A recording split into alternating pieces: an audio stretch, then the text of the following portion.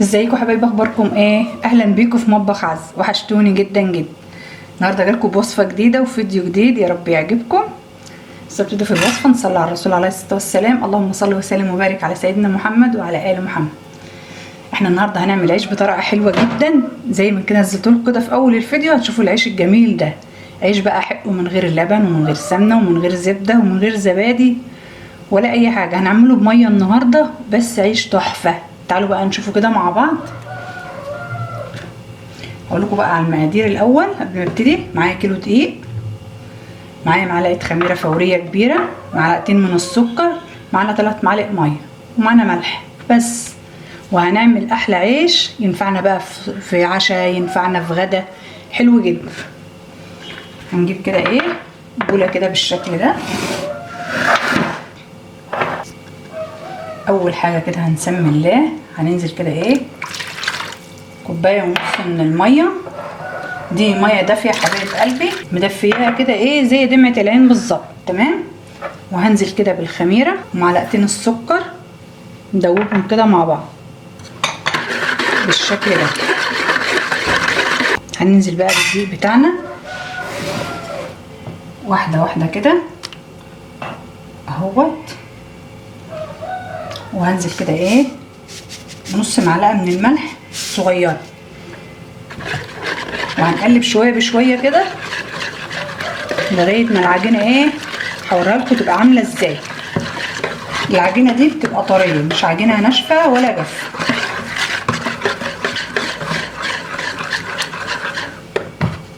هنزل كده برضك بالدقيق كده بالشكل ده واحده واحده. وزي ما قلت لكم احنا معانا 3 كوبايات ميه، بس الدقيق بيختلف من دقيق لدقيق. هنزل كده واحده واحده برضك بشويه بشويه من الميه اهو. بس العجينه سايله ازاي وانا لسه ما خلصتش اهو بالشكل ده. هنزل بالدقيق تاني بالشكل ده، وهنزل بشويه من الميه واقلب تاني لغايه ما ايه اخلص الكيلو الدقيق اللي معايا كله. معايا ربع كوبايه من الزيت. هنزل بنص الزيت بس كده، واخلي شويه كده بالشكل ده. هقول لكم هنعمل بيها ايه. وهنزل برضك بالميه واحده واحده كده واقلب تاني اهو. معلش انا نسيت اوريكم بس الزيت وانا بقول لكم المقادير. فانا قلت لكم اهو ربع كوبايه بس من الزيت، ما تزوديش عنه. هنزل تاني كده بالدقيق كده.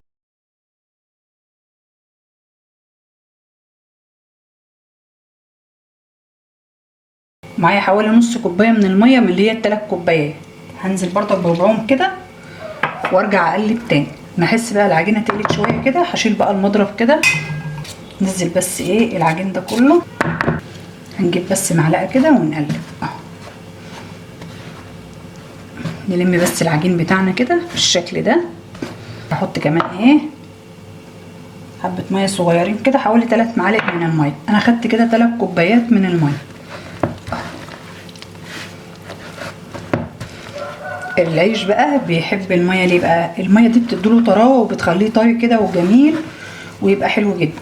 حابه تبدلي مثلا تحطي كوبايتين ميه وكوبايه حليب ماشي، حابه تضيفي علبه زبادي ماشي، مش حابه خلاص. بس احنا عايزين نعمله ايه اقتصادي كده عشان ايه ما يكلفناش حاجه. يعني ممكن توفري بقى اللبن والحاجات التانية دي لوصفه تانية تدخليها فيها.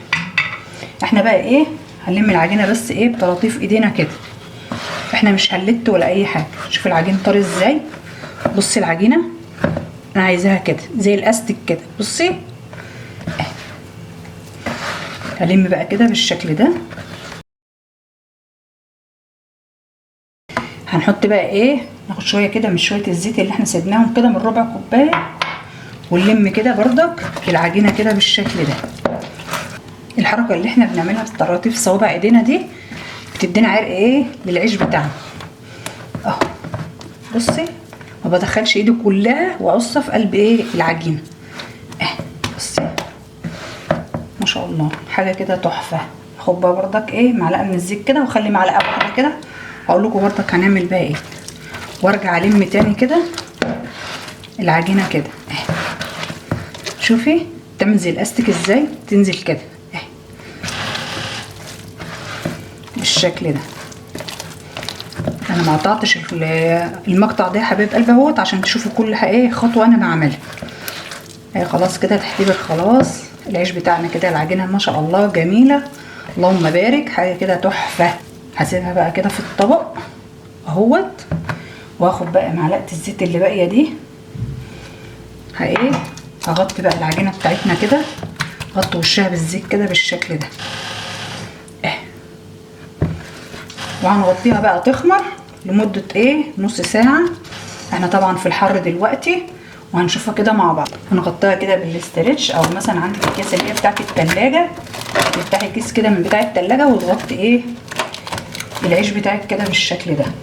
تمام. احنا كده يا حبايب قلب اهوت العيش بتاعنا ما شاء الله خمر. شوفوا الحجم ضعيف ازاي. تعالوا بقى نشوف هنعمل فيه ايه كده مع بعض. هيبقى معانا زيت كده زي ما انتم شايفين. معانا صواني كده عاديه خالص بتاعت الفرن ديت هندهنها بس مسحه زيت كده خفيفه. هناخد بقى كوره كده بالشكل ده، ترصي ايديكي زيت كده اهوت، وهننزل بقى كده في الصينيه، وهنركنها كده شويه عشان نفرده مع بعض. ممكن نجيب صوا كده اللي هي بتاعت الفرن ديت بردك نحط فيها، هنقطع فيها بردك العيش بتاعنا، والتقطيع دوت يرجع لك انت عايزه بقى حتت صغيره، رغيف صغير، رغيف كبير، وسط، زي ما انت عايز. واحط كده وادهن ايدي زيت، واحط العيش بتاعي كده بالشكل ده لغايه ما اخلص كل ما شاء الله الكميه اللي معايا. تعالوا بقى نفرد العيش بتاعنا كده بالشكل ده. شوفي لا تتعبي نفسك بقى ولا دقيق ولا بهدله ولا اي حاجه خالص اهو. شوفي العيش ما شاء الله حاجه كده تحفه، اللهم بارك، جميل جمال ملوش مثال. شوفوا بقى الفرد اهوت سهل وبسيط اهوت. هنفرده كده في الصاجه او صينيه زي ما انت عايز. التسويه دي ترجع لك زي ما انت. احنا كده فردناه كده زي ما انتم شايفين. تعالوا بقى هنعمل فيه هنعلم كده صوابع ايديكي بس كده. تمام. بصي ده شكل العيش اهوت بتاعنا، بيبقى شكله كده. هنتن بقى الوش شويه سمسم كده، معلقتين من السمسم، وهيبقى معانا ميه بسكر اهيت. هنتن بقى الوش بدل اللبن او البيض او اي كده. هناخد اول رغيف كده هنعوصه ميه بسكر كده. الميه بسكر دي فايدتها بتديكي لون حلو جدا للعيش وهو خارج من الفرن، وبيستوى براحته كده، ما ياخدش لون منك بسرعه ويخرج وكده بالشكل ده. وهنجيب السمسم ونرش كده. عندك حبه البركه حطي، ما عندكيش خلاص. بس انا الصراحه عندي سمسم وما عنديش حبه البركه، فقلت الموجود يسد يعني. هعمل بقى وكمان واحد معاكم اهوت، ونسيبه بس 10 دقايق بس يستريح. ونولع الفرن. الحراره على كام؟ حراره على 200. هنولع الشوايه ونولع الفرن من تحتيه حبايب، ويستوي بقى وياخد لون ذهبي حلو كده، ونشوفه مع بعض.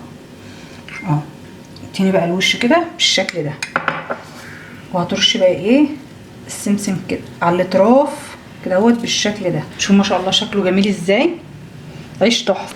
بصوا حبايب قلبي العيش بتاعنا اهوت سيبناه 10 دقايق اهوت بالشكل ده لغايه ما حجمه اتضاعف كده. هندخله بقى على حراره كام؟ ندخله على حراره 200، ونولع الشوايه من فوق والفرن من تحت.